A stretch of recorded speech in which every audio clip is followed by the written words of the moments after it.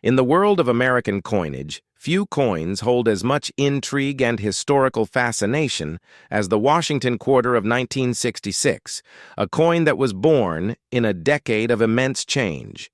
A coin that reflects not just the economic and political realities of its time, but also the evolving story of American culture collectors often pass by the 1966 Washington quarter without realizing that within its simple copper-nickel composition lies a chapter of history worth examining in depth because the year 1966 was not an ordinary year for American coinage. It was a year when silver disappeared from our everyday money.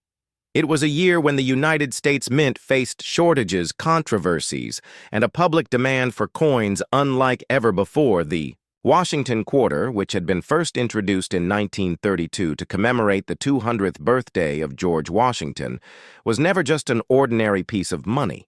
It symbolized leadership, strength, and continuity through generations. But by the mid-1960s, the coin was undergoing one of its most dramatic transformations in history because of the silver crisis and the rising demand for circulating coinage. The 1966 quarter was struck during what numismatists call the coin shortage era, a time when banks, grocery stores, gas stations, and everyday Americans were struggling to get enough coins for transactions. The shortage was so severe that people hoarded coins believing that the silver content in older coins made them more valuable. Congress and the Mint scrambled for solutions, and the result was the historic Coinage Act of 1965, which eliminated silver from dimes and quarters and reduced it in half dollars. This single law changed the face of American money forever. And by 1966, the Washington quarter had transitioned fully into the copper-nickel-clad format, replacing the 90% silver quarters that had circulated for over 170 years. The 1966 quarter was therefore a pioneer. It was a representative of the new age of modern coinage where intrinsic metal value would no longer dictate the worth of circulating currency. But to fully understand the history and importance of the 1966 quarter, one must look at the broader story of American coinage. In the 1960s, the Mint was struggling to keep up with demand, partly because vending machines, jukeboxes, payphones, and parking meters all required coins for operation. In those days, the economy was booming. The baby boomer generation was coming of age, and the sheer volume of commerce meant billions of coins were needed each year in response to the crisis. The Mint not only changed the composition of coins, but also suspended mint marks in 1965, 1966, and 1967 to discourage hoarding. This makes the 1966 Washington quarter unique because, unlike most other years, there were no visible mint marks on the coins struck at Philadelphia, and Denver collectors in later years would search in vain for a 1966 quarter with a D mint mark or an S proof, but none exist because the government intentionally withheld them. The design of the 1966 Washington quarter carried forward the familiar bust of George Washington on the obverse sculpted by John Flanagan, which had been used since the coin's debut in 1932 on the reverse. The majestic heraldic eagle, with spread wings clutching a bundle of arrows above two olive branches, remained a classic American symbol. This continuity of design, even during such a major composition shift, provided a sense of stability during a period when Americans were already experiencing turbulence in society. Politics and culture, the 1960s were the years of the Civil Rights Movement, the Vietnam War protests, and major social change. Yet through all of this, the quarter in one's pocket still bore the reassuring face of the nation's first president. From a numismatic perspective, the 1966 quarter presents fascinating details. Coin collectors often look for minting errors, varieties, and high-grade examples, since there were no proofs or mint sets struck in the traditional sense. Special mint sets were issued instead from the San Francisco facility in limited quantities. The 1966 special mint set quarters are highly collectible. Today, they feature a sharper strike and more refined finish. Then the business strike coins that circulated widely, errors such as double dies, off-center strikes, and planche flaws also appear in the 1966 quarter series, and when discovered they can fetch significant premiums in the coin market. The absence of silver content in the 1966 quarter means that unlike its predecessors, it does not carry intrinsic bullion value, but its historical significance and role in the transition era give it lasting appeal to numismatists. The coin shortage crisis itself is a story worth telling because it was one of the few times in American history when the availability of coins became a national issue. Congress debated whether people were hoarding coins for speculation, whether vending machine companies had too much influence, and whether the mint could modernize fast enough to meet the demands of a rapidly changing society. The decision to remove silver from dimes and quarters was controversial at the time. Many Americans believed the coins would not be accepted without silver content. But by 1966, as the copper-nickel-clad quarters began circulating widely, people adapted surprisingly quickly, and the fear that the new coins would fail to gain trust faded away. Today we can look back at the 1966 Washington quarter as a marker of that transition. It tells the story of how the United States finally separated the intrinsic value of its coinage from its face value, entering the modern era of fiat coinage. Collectors today often ask what makes the 1966 quarter valuable. The truth is that in most circulated conditions, it remains a common coin worth only its face value. However, in high uncirculated grades, especially those graded mint state 66 or higher by professional grading services, the 1966 quarter can command strong premiums. This is because of the difficulty in finding well-struck examples with clean surfaces. Since the mint was striking billions of coins to meet demand, quality control was not always consistent. Coins from the special mint sets can also bring higher values, especially in pristine condition when combined with certain errors such as a double die obverse or a misaligned die. The 1966 quarter can become a rare prize for collectors. But beyond value and rarity, the 1966 Washington quarter deserves attention because it captures the essence of American resilience in the face of change.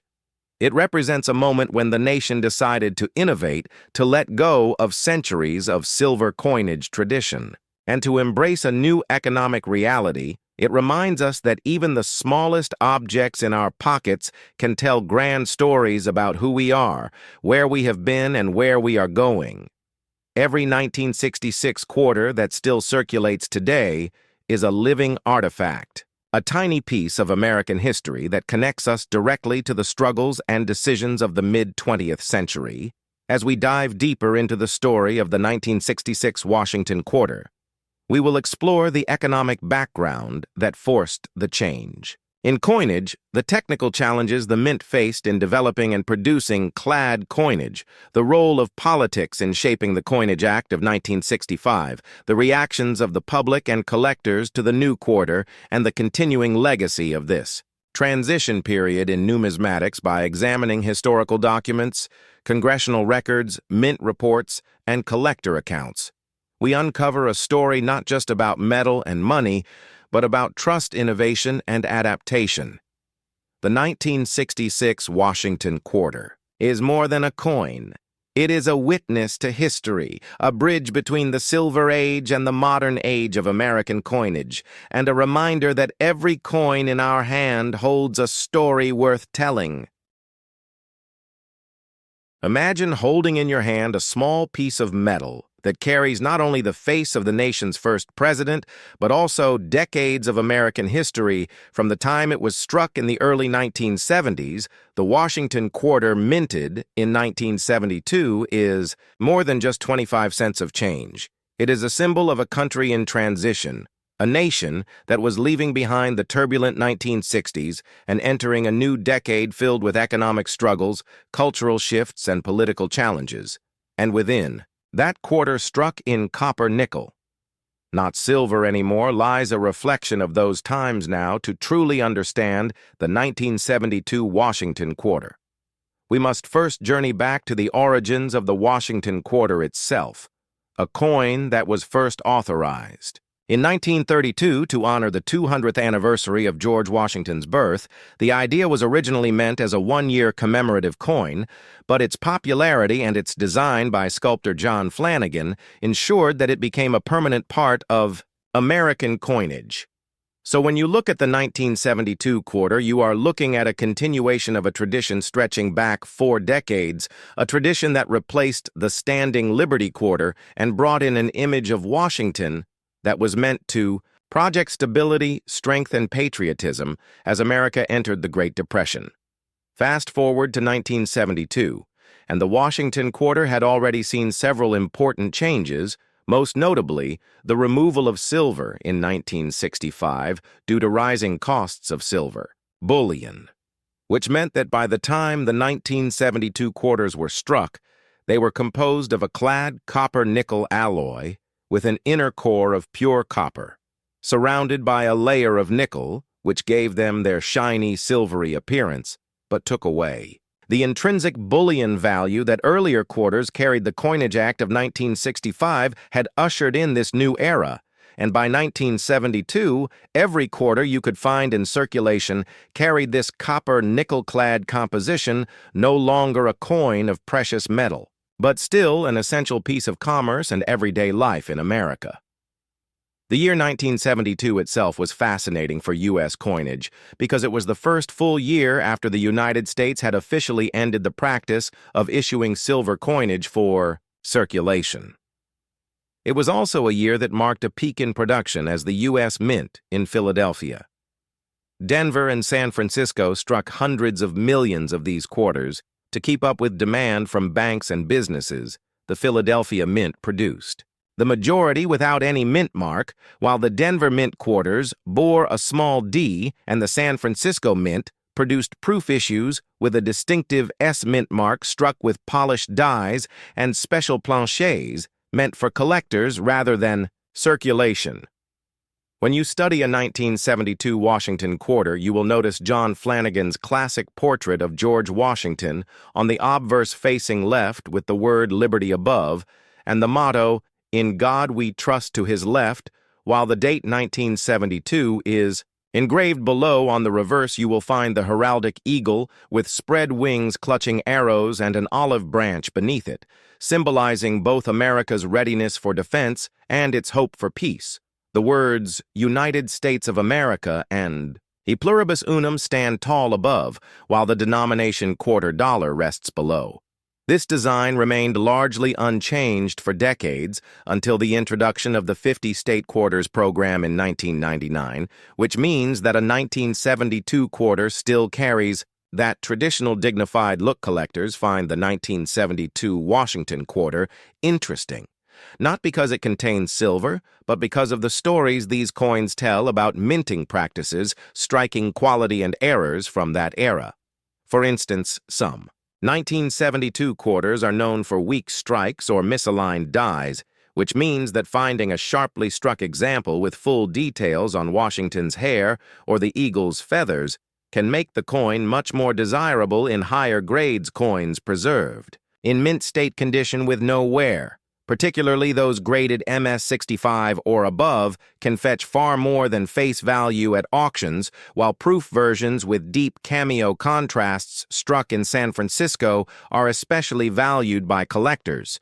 To put the 1972 quarter into perspective, we must also look at the broader economy of the early 1970s. Inflation was on the rise, wages and prices were being squeezed. The U.S. dollar itself was losing ground after President Nixon ended the Bretton Woods system and detached the dollar from gold in 1971, which meant that coins like the quarter became purely fiat in nature. Their value was only what the government declared it to be, not tied to silver or gold anymore. So the quarter of 1972 represents a moment in time when Americans were adjusting to this new financial reality, when carrying a coin was no longer about holding intrinsic value, but about trusting in the faith and credit of the government. The Washington quarter, minted in 1972, also links us to the culture of that era. Think about it. This was the time of the Watergate scandal. The Vietnam War was still ongoing, and American society was shifting rapidly. Coins minted that year traveled through hands at gas stations, diners, and supermarkets. They jingled in the pockets of factory workers, teachers, students, and farmers. They paid for sodas, movie tickets, bus fares, and Sunday newspapers. They became part of everyday life stories and memories, and every single one of those quarters carries with it the silent witness of those times. Now, when we analyze the numismatic details, we see that the Philadelphia Mint produced over 215 million quarters that year, while the Denver Mint struck around 311 million, and the San Francisco Mint produced about 2 million proof coins. So while none of these are particularly rare in circulation, the challenge lies in condition. Collectors know that finding an uncirculated 1972 quarter with no bag marks, brilliant luster, and sharp details can be tough, since most entered circulation immediately and were heavily used by the public in commerce. The real treasures among 1972 quarters are not just mint state examples, but also error coins and varieties errors such as off-center strikes, doubled, dies die. Cracks or clipped planchets can command significant premiums when discovered a doubled die obverse, for example, where the lettering or date shows a slight doubling under magnification would be extremely appealing to collectors, though they are quite rare in this date, and when found they transform what looks like an ordinary coin into a highly prized collectible. Over the course of 2 hours, we could explore countless stories connected to this coin. We could dive into how minting technology of the early 1970s worked, how presses struck these coins at high speed, how die life and maintenance sometimes led to the imperfections we treasure. Today, we could explore how proof coins were carefully struck multiple times with polished dies to bring out that mirror-like finish, and how collectors of the era often purchased these proof sets directly from the U.S. Mint to preserve them for future generations. We could even trace how the 1972 quarter fits into the larger story of American coinage from the first quarters struck in 1796 through the Liberty Seated series, the Barber quarters, the Standing Liberty quarters, and ultimately the Washington quarter, which dominated for the remainder of the 20th century, the 1972 Washington quarter is not just a piece of metal. It is a snapshot of American history, a product of a mint balancing mass production with artistry, a coin that tells us about inflation and economics, about everyday life, and about the collecting world. It may not hold silver, but it holds a story, and that story is what makes it valuable far beyond its face value. In the mid-1980s, America was experiencing a time of economic change, social transformation, and cultural milestones. And in the midst of this shifting landscape, the United States Mint continued its long tradition of producing the Washington quarter, a coin that had been in circulation since 1932 and was originally created to honor the 200th anniversary of George Washington's birth. The 1985 Washington quarter may at first seem like just another coin struck for commerce, but for collectors, historians, and numismatists, it carries layers of meaning, hidden details, and connections to broader themes in American life. The story of this coin begins with the legacy of John Flanagan's design, a portrait of Washington facing left with a stern, yet dignified expression, a design that had already seen over 5 decades of circulation. By the time 1985 arrived, Flanagan's design itself was the subject of decades of debate, with some praising its simplicity, while others criticized it for lacking the artistic flourish of earlier American coinage. Yet despite the criticisms, the Washington portrait remained one of the most widely recognized images in American pocket change. The 1985 issue was produced at multiple mints: Philadelphia, Denver, and San Francisco each mint, leaving subtle markers of its identity, with the Philadelphia coins lacking a mint mark, Denver coins marked with a small D, and the San Francisco coins bearing the elegant S reserved for proof strikes these mint. Distinctions give us a window into both the technical and artistic priorities of the mint at the time, as well as the broader systems of coin production that defined the era. To truly appreciate the 1985 Washington quarter, one must place it within the historical context of the mid-1980s. The United States was under the presidency of Ronald Reagan. The Cold War was still shaping international policy, and domestically the economy was in a period of recovery after the struggles of the 1970s. Inflation was being tamed, interest rates were shifting, and American consumers were returning to habits of spending and saving that reflected a new confidence in the dollar. The Washington quarter as a piece of everyday currency circulated through the hands of millions of Americans who may have been unaware that the very coins they used were tiny artifacts of their era. These quarters were made of a copper nickel-clad composition rather than the 90% silver that had defined earlier generations of coinage. The shift away from silver, which had taken place in 1965, remained a subject of fascination among collectors because it marked the end of an age when American coins had intrinsic metal value. In 1985, this meant that the Washington quarter was not a silver coin, but rather a token of trust, backed by the strength of the U.S. economy and the faith of its people in their government-issued currency. From a production standpoint, the United States Mint struck hundreds of millions of these coins in 1985, making them widely available. But among this massive output, there are always mysteries that intrigue collectors, such as die varieties, striking errors, and condition rarities. Some 1985 quarters have been found with off-center strikes doubled, dies, weak strikes, and other anomalies that turn ordinary pocket change into highly sought-after collectibles. The value of a 1985 quarter, therefore, depends not just on its face value of 25 cents, but also on its condition, its mint origin, and whether it carries any unusual characteristics. High-grade examples certified by professional grading services can sell for many multiples of face value, and pristine proof examples from the San Francisco Mint with deep cameo. Contrast between frosted designs and mirrored fields are treasured by serious collectors. But the 1985 quarter is not only a story of metal production and value, it is also a story of symbolism and continuity. By 1985, the Washington quarter had been in circulation for 53 years, and it had become more than just a coin. It was a cultural icon, an emblem of Washington's leadership and the enduring identity of the nation itself. Every time someone held this coin in their hand, they were touching a direct link to history, to the founding father who led the nation through revolution, and to the Mint's continuing mission to provide coinage for commerce and heritage for the people. In fact, the very durability of the Washington design speaks volumes about how Americans in the 20th century understood continuity, tradition, and the role of national symbols in everyday life. When we dive deeper into the production of 1985 quarters, we see how the Philadelphia and Denver mints operated under immense pressure to meet circulation demands, using modern presses and quality controls that nonetheless left room for error and variation.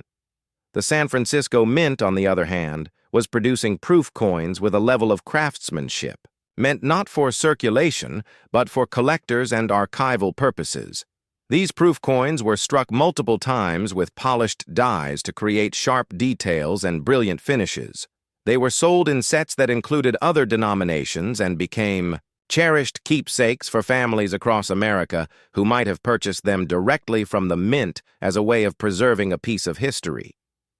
The mid-1980s also marked an important transitional moment in numismatics. The hobby was expanding new.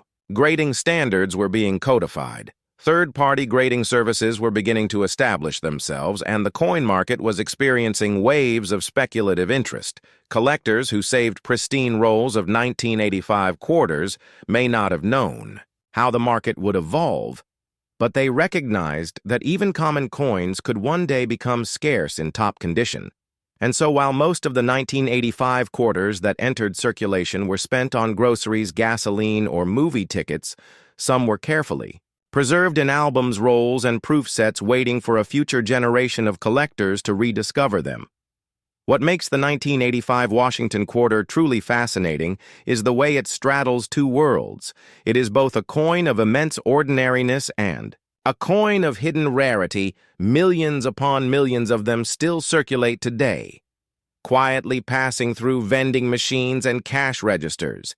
Yet in the world of collectors, it becomes a subject of study and desire, a coin that embodies the spirit of its time while also carrying the timeless appeal of numismatic discovery. When we talk about a coin like this, we are not simply talking about 25 cents. We are talking about art, politics, economics, and culture compressed into a small round piece of metal that connects us to 1985, a year of music, of technological change, of Cold War tensions, and of everyday American life. The 1985 Washington quarter is therefore not just a collectible, but a historical document. It tells us about the choices of the mint, about the endurance of Washington as a national symbol, about the economic realities of clad coinage, and about the passion of collectors who scour through rolls hoping to find that one flawless gem or rare variety. Its story is not just one of mint marks and mintage numbers, but of the broader narrative of America in the 1980s, a nation at once looking backward to tradition and forward to innovation and progress. And in this sense, the quarter in your pocket becomes more than just money. It becomes a witness to history and a link in a chain that stretches from George Washington's era to our own. Imagine holding in your hand a simple quarter, a 25-cent piece that most people spend without a second thought. But what if I told you that the Washington quarter minted in 1988 is not just a coin, it is a silent witness to America's economic shifts, its cultural identity, and the ever-changing face of coinage itself? The 1988 Washington quarter is more than just a piece of pocket change. It is a part of a long numismatic journey that began in the early 1930s when the United States Mint first introduced the Washington quarter in 1932 to commemorate the 200th anniversary of George Washington's birth, designed by John Flanagan. The obverse featured a bold, left-facing portrait of the nation's first president, a design that would remain a cornerstone of U.S. coinage for decades by 1988. The Washington quarter had already been circulating for more than half a century, and during those years it carried the story of inflation, rising costs of living, changes in minting technology, and the evolution of American society itself. To truly appreciate the 1988 quarter, you must step back into the history of the 1980s, a decade of transition and turbulence. The U.S. was emerging from the economic challenges of the 1970s. Inflation had ravaged purchasing power, gas prices had shaken households, and silver had long been stripped from circulating quarters after 1964. By 1988, the coin was no longer made of silver, but instead struck in copper-nickel, clad over a pure copper core, a composition introduced in 1965 that had become the standard for American quarters. The metallic content may not have been precious, but the meaning embedded in the coin was far richer. The design of George Washington still stood proud, a reassuring face of stability in a decade where technology, culture, and politics were shifting rapidly. The 1988 quarter was minted at two primary facilities, Philadelphia and Denver, each producing hundreds of millions of coins. Yet collectors today know that not every quarter is the same. Some were struck with sharper details than others. Some suffered from errors that slipped past inspectors, creating varieties that now intrigue collectors and fetch high prices at auctions. These include off-center strikes, double die, obverses, and weak strikes where the details of Washington's hair and the eagle on the reverse appear faint. Specialists in numismatics pore over these details, carefully weighing condition, rarity, and mint mark to determine a coin's true value. And while most 1988 quarters remain worth only face value, in worn condition, pristine examples graded MS-67 or higher can attract serious collector interest. But beyond its market value, the 1988 quarter is fascinating because of the broader story of American coinage in that era. The late 1980s represented the last calm before a storm of change. Just over a decade later, the State Quarters program would revolutionize collecting by introducing 50 different designs. 1. For each state from 1999 to 2008, that means the 1988 quarter belongs to the final generation of traditional Washington quarters. Before America's coinage landscape was completely transformed, it was among the last of the coins to circulate in a period where quarters looked the same year after year. Dependable, predictable, uniform. This continuity is why collectors often see the 1988 quarter as a historical marker, a coin from the end of one era and the threshold of another. Think about the imagery on the reverse. The proud heraldic eagle with its outstretched wings clutching arrows in its talons, surrounded by olive branches, a symbol of strength and peace. This design, which had graced the quarter since 1932, would soon be replaced and never return to circulation again. The eagle reverse remained iconic, but by the end of the century, it gave way to the new program that brought state pride and regional history into America's pocket change. So in studying the 1988 quarter, we are looking at one of the final chapters of the eagle reverse design, a coin that closed out a tradition and handed the torch to something entirely new. The minting process itself in 1988 reflected the technology of the time the U.S. Mint was producing.